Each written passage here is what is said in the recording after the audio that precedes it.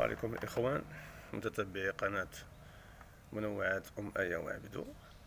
نحن الآن في درب كشكش، كاين في درب داباشي، بالضبط درب داباشي.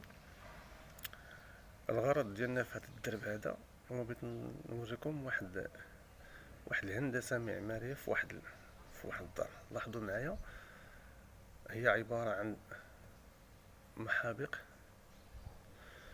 معلقة. لاحظوا معايا،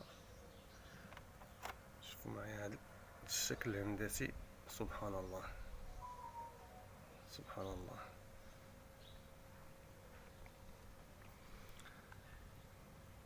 الطريقة فاش تفننوا بها، داروا منافق محابق معلقة، سبحان الله. هذا تيبين بأن راه الصانع المغربي